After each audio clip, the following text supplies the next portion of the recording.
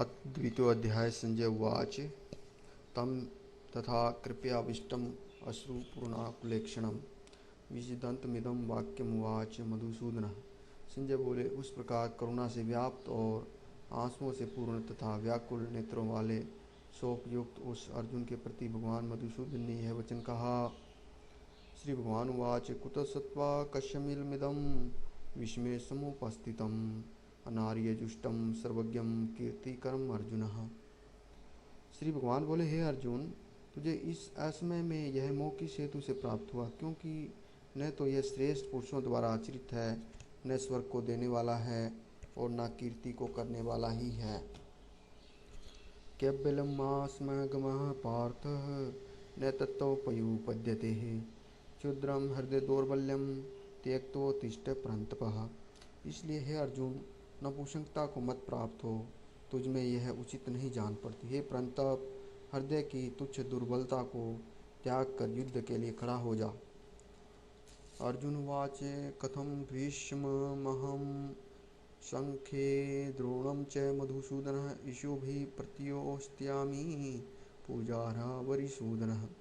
अर्जुन बोले, हे मधुसूदन, मैं रणभूमि में किस प्रकार बाणों से पितामह भीष्म और द्रोणाचार्य के विरुद्ध लड़ूंगा, क्योंकि हे हरिसूदन, वे दोनों ही पूजनीय हैं। गुरुन् हत्वा हि महानुभावा अश्रेयो भोक्तुं भैक्ष्यम पीह लोके हत्वार्थ कामांस्तु गुरुनिहेव भुंजीय भोगान रुधिर प्रतिघान। इसलिए इन महानुभाव गुरुजनों का न मार कर मैं इस लोक में भिक्षा का अन्न भी खाना कल्याणकारक समझता हूँ, क्योंकि गुरुजनों को मारकर भी इस लोक में रुधिर से सने हुए और आर्थ और काम रूप भोगों को ही तो भोगूंगा।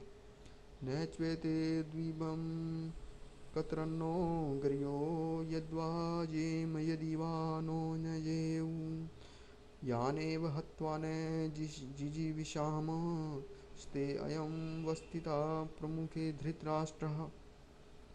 हम यह भी नहीं जानते कि हमारे लिए युद्ध करना और न करना इन दोनों में कौन सा श्रेष्ठ है, अथवा यह भी नहीं जानते कि उन्हें हम जीतेंगे या वे हमको जीतेंगे।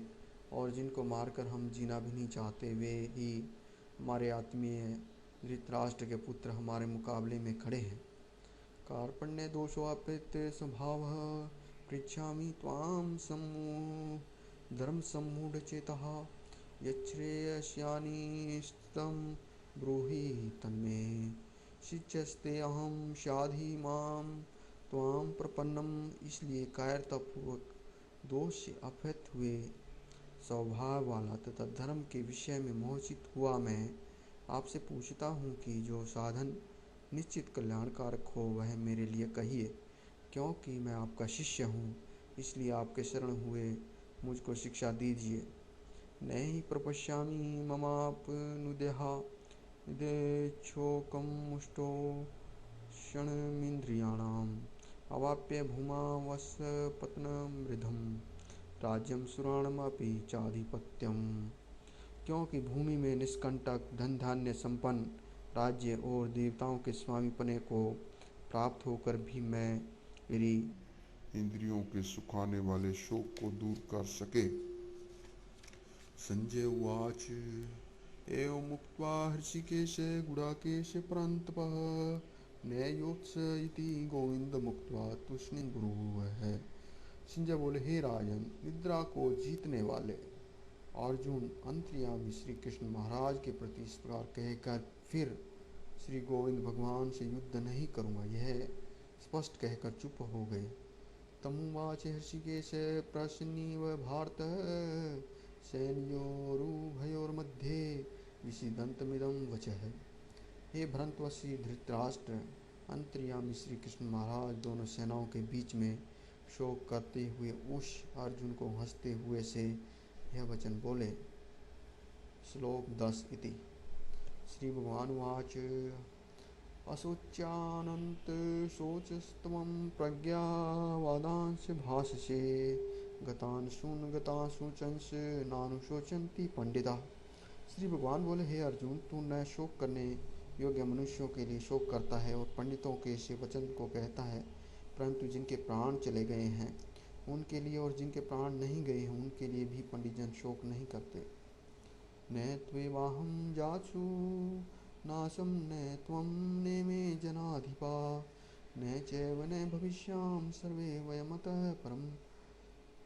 न तो ऐसा ही है कि मैं किसी काल में नहीं था, तू नहीं था अथवा ये राजा लोग नहीं थे, और न ऐसा ही है कि इससे आगे हम सब नहीं रहेंगे।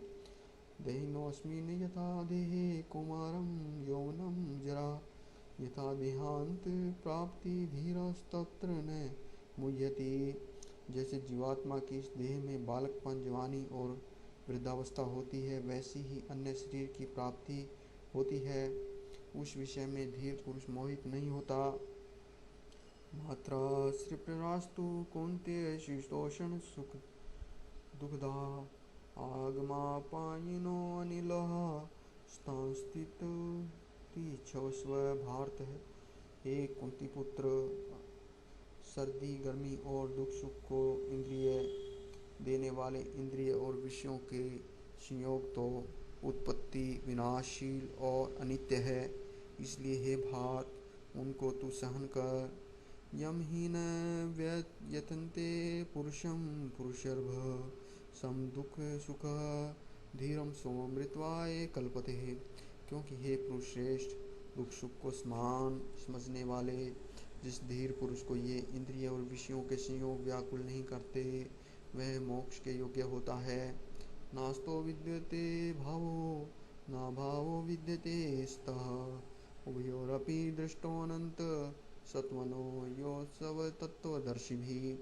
असत वस्तु की तो सत्ता नहीं है और सत का भाव नहीं है। इस प्रकार इन दोनों का ही तत्वज्ञानी पुरुषों द्वारा देखा गया है।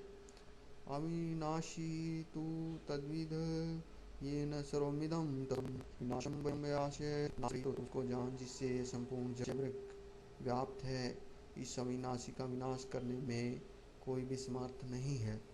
अंतवित इमे देहा नित्य शोक्ता शरीरिणः अनाशिनो अप्रमेयस्य तस्माद्युद्धस्व। अप्रमेय नित्य स्वरूप जीवात्मा के ये सब शरीर नाशवान कहे गए हैं। वंशी अर्जुन, तू युद्ध कर। न एनम हिवेति हंतारम ये नेश्यम मन्यते हतम उभो तो न विजानितो हो नायम हंति न हन्यते। जो इस आत्मा को मारने वाला समझता है तथा जो इसको मरा मानता है, वे दोनों ही नहीं जानते। क्योंकि यह आत्मा वास्तव में न तो किसी को मारता है और न किसी के द्वारा मारा जाता है। न जायते म्रियते वा कदाचित् अयं भूत्वा भविता वा न भूयः अजो नित्यं शाश्वतोऽयं पुराणो न हन्यते हन्यमाने शरीरे। यह आत्मा किसी काल में भी न तो जन्मता है और न मरता ही है, तथा न यह उत्पन्न होकर फिर होने वाला ही है, क्योंकि यह अजन्मा, नित्य, सनातन और पुरातन है। शरीर के मारे जाने पर भी यह नहीं मारा जाता। श्लोक 20 इति वेदा विनाशिनं नित्यं य एनमजं वयं कथं स पुरुषे पार्थं कम घातयन्ति हन्ति कमः। हे प्रतापुत्र अर्जुन, जो पुरुष इस आत्मा को नाश रहित, नित्य, अजन्मा और अव्यय जानता है, वह पुरुष कैसे किसको मरवाता है और कैसे किसको मारता है। वांसांसि जीर्णानि यथा विहाय नवानि गृहाणि नरो प्राणिः तथा शरीराणि विहाय जीर्णा अन्यानि संयाति नवानि देहि। जैसे मनुष्य पुराने वस्त्रों को त्याग कर दूसरे नए वस्त्रों को ग्रहण करता है, वैसे ही जीवात्मा पुराने शरीरों को त्याग कर दूसरे नए शरीरों को प्राप्त होता है। नैनम छिद्यन्ति शस्त्राणि नैनम देहति पावकः न चैनम क्लेदयन्त्यापो न शोषयति मारुतः। इस आत्मा को शस्त्र नहीं काट सकते, इसको आग नहीं जला सकती और जल नहीं गला सकता और वायु नहीं सुखा सकता। अछेद्यो अयम धार्यो अयम क्लेदो अशोष्य एव च नित्य सर्वगतः स्थाणुरण चोलो अयम सनातनः। क्योंकि यह आत्मा अछेद्य है, यह आत्मा अधाह्य है, अक्लेद्य और निसंदेह अशोष्य है, तथा यह आत्मा नित्य, सर्वव्यापी, अचल, स्थिर रहने वाला और सनातन है। अव्यक्तो अयं चिन्त्यो अयं विकार्यो अयं मुच्यते तस्मादेवं विदित्वेनं नानुशोचति मर्यसि। यह आत्मा अव्यक्त है, यह आत्मा अचिंत्य है और यह आत्मा विकार रहित है।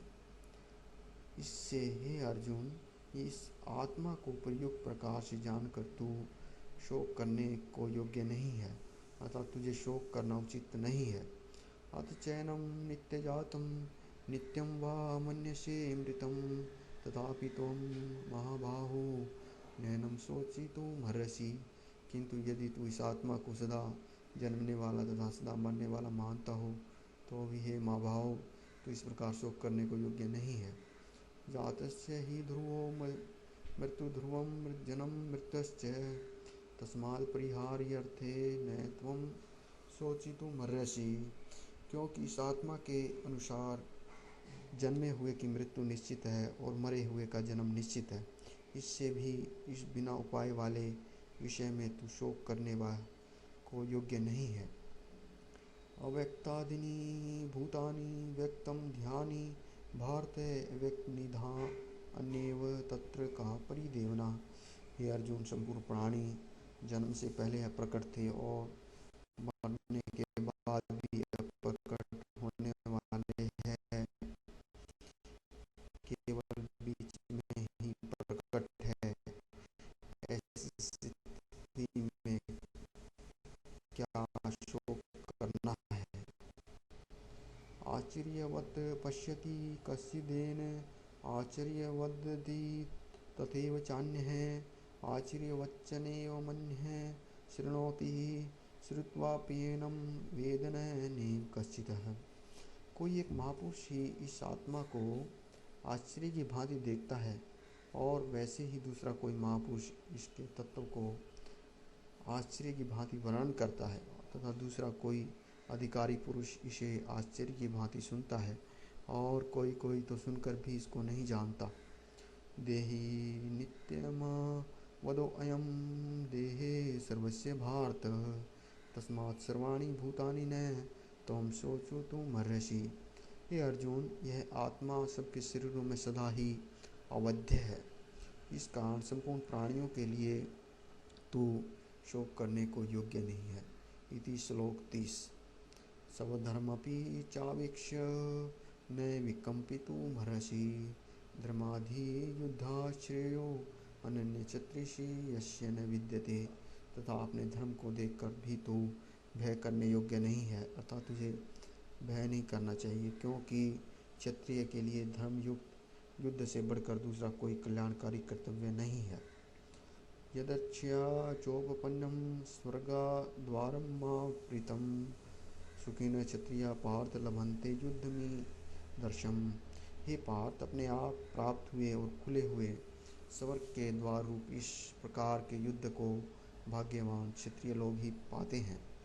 अतः चेत्त्वमिमं धर्म्यं संग्रामं न कृष्यसि ततः स्वधर्म कीर्तिं च हित्वा मां पापं वाप्स्यसि। किंतु यदि तू इस धर्म युक्त युद्ध को नहीं करेगा तो सब धर्म और कीर्ति को होकर पाप को ही प्राप्त होगा। अकीर्तिं चापि भूतानि कथयन्ते तेवयां संभावितस्य चाकीर्तिः मरणादतिरिच्यते। तथा सब लोग तेरी बहुत काल तक रहने वाली अपकीर्ति का भी कथन करेंगे और माननीय पुरुषों के लिए तो अपकीर्ति मरण से भी बढ़कर है। भयाद्रण दुपर्तम मंस्यन्ते त्वां महार्था येषां च त्वं बहुमतो भूत्वा यास्यसि लाघवम्। और जिनकी दृष्टि में तू पहले बहुत सम्मानित होकर अब लघुता को प्राप्त होगा, वे महारथी लोग तुझे भय के कारण युद्ध से हटा हुआ मानेंगे। अवाच्यवादांश बहुन वदिष्यन्ति त्वाहिता निरन्तर सत्वस्मर्थो तथो दुष्करं न किमम्। तेरे वैरी लोग तेरे सामर्थ्य की निंदा करते हुए तुझे बहुत से न कहने योग्य वचन भी कहेंगे, उससे अधिक दुख और क्या होगा। हतो वा प्राप्स्यसि सर्वज्ञं जित्वा मां भोक्ष्यसे महीम् तस्मादुत्तिष्ठ कौन्तेय युद्धाय कृत निश्चय है। या तो तू युद्ध में मारा जाकर स्वर्ग को प्राप्त होगा अथवा संग्राम में जीतकर पृथ्वी का राज्य भोगेगा। इस कारण हे अर्जुन, तू युद्ध के लिए निश्चय खड़ा हो जा। सुख दुखे समे कृत्वा लाभालाभो जयाजयो ततो युद्धाय युजिस्व नैवं पापम वाप्स्यसि। जय पराजय, लाभ हानि और सुख दुख को समान समझकर इसके द्वारा युद्ध के लिए तैयार हो जा। इस प्रकार युद्ध करने से तू पाप को प्राप्त नहीं होगा। ऐसा ते भीता हिता सांख्ये बुद्धिर्योगे त्विमा शृणु बुद्धिया युक्तो यया पार्थ कर्मबंधम प्राश्यसि। हे पार्थ, यह बुद्धि तेरे लिए ज्ञान योग के विषय में कही गई और अब तू इसको कर्मयोग के विषय में सुन। जिस बुद्धि से युक्त हुआ तू कर्मों के बंधन को भली भांति त्याग देगा अर्थात सर्वथा नष्ट कर डालेगा। नेहाभिक्रम शानो अस्ति प्रत्यवायो न विद्यते स्वल्पमस्य धर्मस्य त्रायते महतो भयात्। इस कर्मयोग में आरंभ का अर्थात बीज का नाश नहीं है और उल्टा फल रूप दोष भी नहीं है, बल्कि इस कर्मयोग रूप धर्म का थोड़ा सा साधन जन्म मृत्यु रूप महान भय से रक्षा कर लेता है। इति श्लोक 40। व्यवसायित्मका बुद्धिरेकेह कुरु नंदनः बहुशाखाहने ताश बुद्धियो अयम शायिनाम। हे अर्जुन, इस कर्म योग में निश्चयात्मिका बुद्धि एक ही होती है, किंतु अस्थिर विचार वाले विवेकहीन काम मनुष्यों की बुद्धियाँ निश्चय ही बहुत वेदों वाली और अनंत होती है। यामिमां पुष्पितां वाचं प्रवदन्ते विपरीच्य वेदवार्ता पार्थ नान्यसदिति वादिनः कामास्तकान् सर्वविप्रा जन्म कर्म फल प्रदां क्रिया विशेष बहुलां भोगैश्वर्य गतिं प्रति भोगैश्वर्य प्रसक्तानां तया प्रीत चेतसां विवशात्मका बुद्धि समाधो न विद्यते। हे अर्जुन, जो भोगों में तन्मय हो रहे हैं, जो कर्मफल के प्रशंसक वेद वाक्यों में ही प्रीति रखते हैं, जिनकी बुद्धि में स्वर्ग ही परम प्राप्य वस्तु है और जो स्वर्ग से बढ़कर दूसरी कोई वस्तु नहीं है, ऐसा कहने वाले हैं वे अविवेकी जन इस प्रकार की जिस पुष्पित अर्थात दिखाऊ शोभायुक्त वाणी को कहा करते हैं, जो जन्म रूप फल रूप देने वाली एवं भोगों तथा ऐश्वर्य की प्राप्ति के लिए नाना प्रकार की बहुत सी क्रियाओं का वर्णन करने वाली है, उस वाणी द्वारा जिनका चित्त हर लिया गया है, जो भोग और ऐश्वर्य में अत्यंत आसक्त हैं, उन पुरुषों की परमात्मा में निश्चयात्मिका बुद्धि नहीं होती। त्रैगुण्य विषया वेदा निस्त्रैगुण्यो भवार्जुनः निर्द्वंदो नित्यस्वस्थो निर्योगम क्षेम आत्मवान। हे अर्जुन, वेद उपयुक्त प्रकार से तीनों गुणों के कार्य रूप समस्त भोगों एवं उनके साधनों का प्रतिपादन करने वाले हैं, इसलिए तू उन भोगों एवं उनके साधनों में आसक्ति रहित, शोक हर्ष शोकादि द्वंद्वों से रहित, नित्य वस्तु परमात्मा में स्थित, योग क्षेम को न चाहने वाला और स्वाधीन अंतःकरण वाला हो। यावान अर्थ उद्पाने स्वरत संपदु के तावान सर्वेषु वेदेषु ब्राह्मणस्य विजानतः। सब ओर से परिपूर्ण जलाशय के प्राप्त हो जाने पर छोटे जलाशय में मनुष्य का जितना प्रयोजन रहता है, ब्रह्म को तत्व से जानने वाले ब्राह्मण का समस्त वेदों में भी उतना ही प्रयोजन रह जाता है। कर्मण्येवाधिकारस्ते मा फलेषु कदाचन मा कर्मफल हेतुर्भूमा ते संगोऽस्तौ कर्मणि।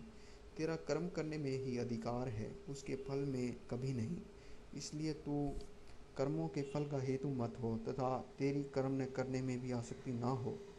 योगस्थ कुरु कर्माणि संगम त्यक्त्वा धनंजय सिद्धाशियो समभूत्वा समत्व योग उच्यते। हे धनंजय, तू आसक्ति को त्याग कर तथा सिद्धि और असद्धि में समान बुद्धि वाला होकर योग में स्थित हुआ कर्तव्य कर्मों को कर समत्व ही योग कहलाता है। दूरेण हावरम करम बुद्धिर्योगान धनंजय बुद्धो शरणम विनिश्चय कृपणा फल हेतवः। इस समत्व रूप बुद्धि योग से काम कर्म अत्यंत ही निम्न श्रेणी का है। इसलिए हे धनंजय, तू समत्व बुद्धि में ही रक्षा का उपाय ढूंढ, अर्थात बुद्धि योग का ही आश्रय ग्रहण कर, क्योंकि फल के हेतु बनने वाले अत्यंत दीन है।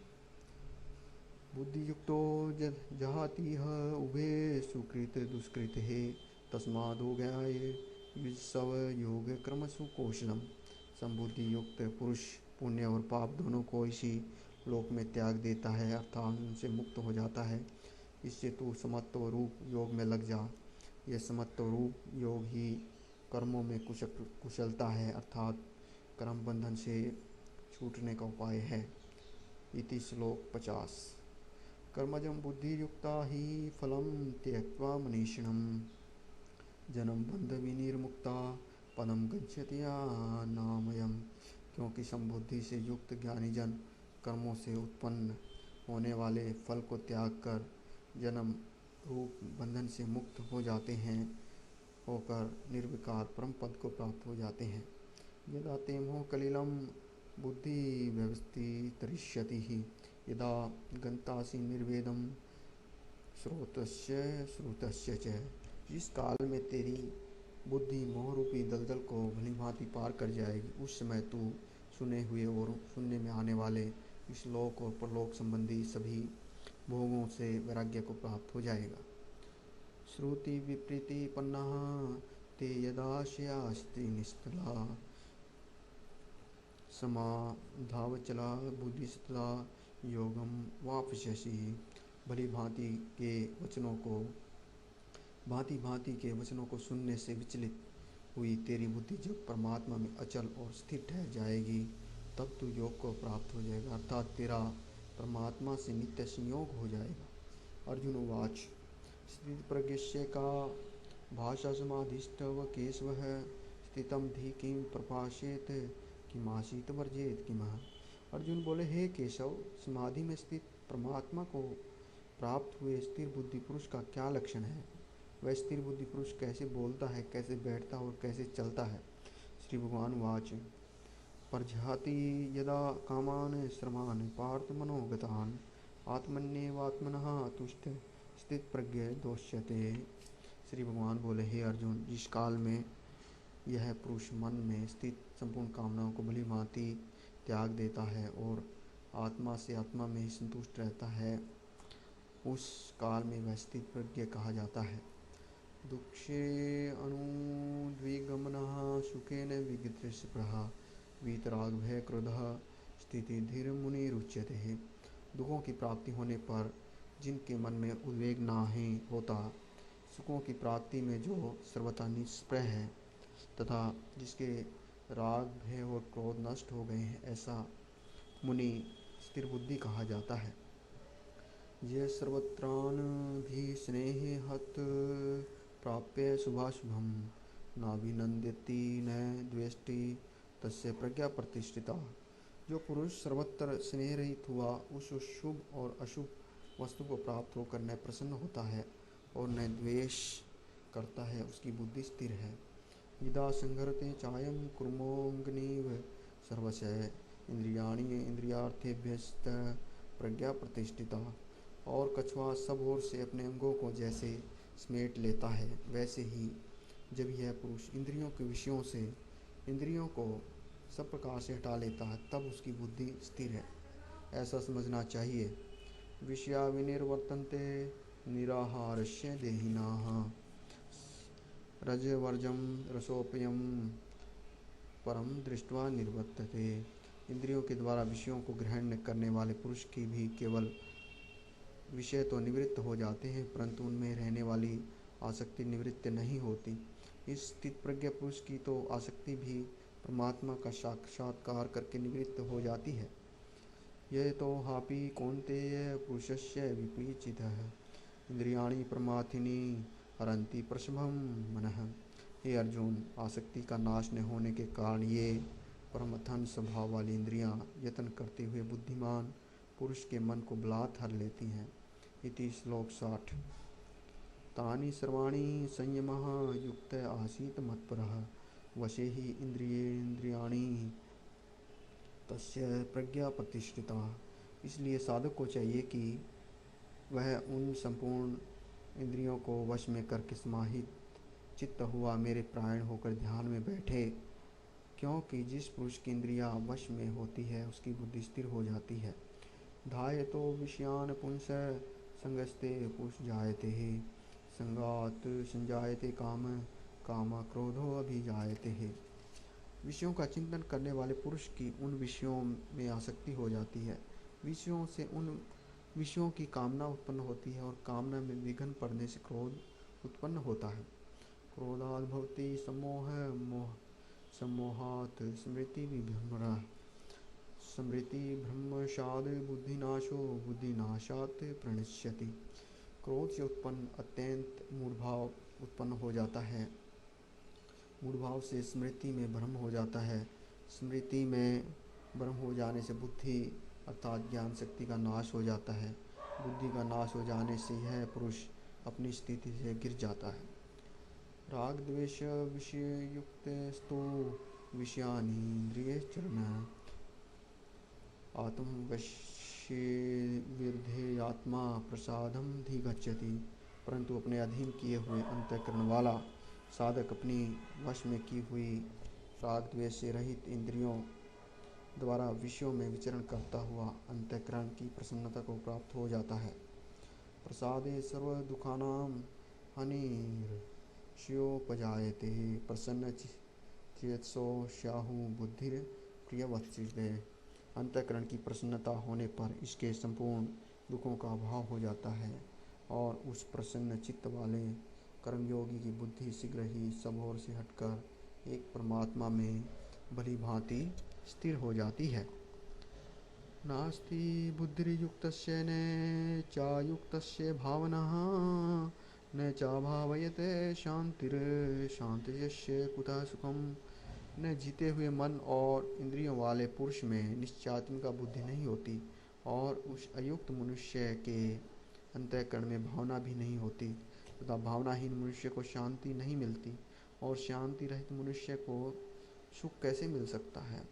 इंद्रियाणां हि चरतां यमनो अस्तु विधीयते वेदस्य हरति प्रज्ञा वायुनाभिभांसी। क्योंकि जैसे जल में चलने वाली नाव को वायु हर लेती है, वैसे ही विषयों में इंद्रियों में से मन जिस इंद्रिय के साथ रहता है वह एक इंद्रिय इस अयुक्त पुरुष की बुद्धि को हर लेती है। तस्मादस्य महाबाहो निर्गहाति सर्वस्य इंद्रियाणि इंद्रियार्थेभ्यस्त प्रज्ञा प्रतिष्ठिता।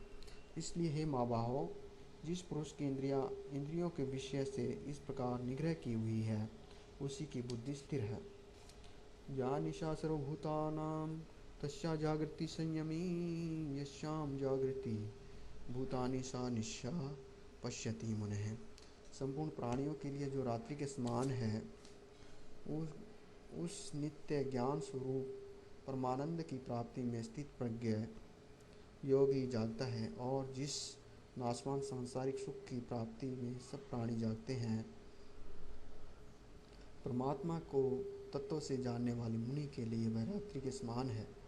आपूर्यमाण मचलम प्रतिष्ठम समुद्रमा प्रविशन्ति यददं तद्वकामा यं प्रविशन्ति सर्वे स शांति मां प्रोन्नति न काम कामी। जैसे नाना नदियों के जल सब ओर से परिपूर्ण अचल प्रतिष्ठा वाले समुद्र में उसको विचलित न करते हुए समा जाते हैं, वैसे ही सब भोग जिस स्थित प्रज्ञ पुरुष में किसी प्रकार का विकार उत्पन्न किए बिना ही समा जाते हैं, वही पुरुष परम शांति को प्राप्त होता है और भोगों को चाहने वाला नहीं। इति श्लोक 70। विहाय कामान्य श्रवान मूम पांच चरति निस्पृह निर्ममो निरहंकार से शांति निधि गच्छति। जो पुरुष संपूर्ण कामनाओं को त्याग कर ममता रहित, अहंकार रहित और स्पृहा रहित हुआ विचरता है, वही शांति को प्राप्त होता है, अर्थात वह शांति को प्राप्त है। ऐसा ब्राह्मी स्थिति पार्थ नैनां प्राप्य विमुह्यति स्थित्वास्य मनंत कालेपि ब्रह्म निर्वाण मृच्छति। हे अर्जुन, यह ब्रह्म को प्राप्त हुए ब्रह्म की स्थिति है। इसको प्राप्त होकर योगी कभी मोहित नहीं होता और अंत काल में भी इस ब्राह्मी स्थिति में स्थित होकर ब्रह्मानंद को प्राप्त होता है। ओम तत्सदिति ब्रह्म भगवत गीता सुपनिषत्सु ब्रह्म विद्यायां योग शास्त्रे श्री कृष्ण अर्जुन संवादे सांख्य योगो नाम द्वितीयो अध्याय इति। तत्सत्। हरि ओम। जय श्री हरि।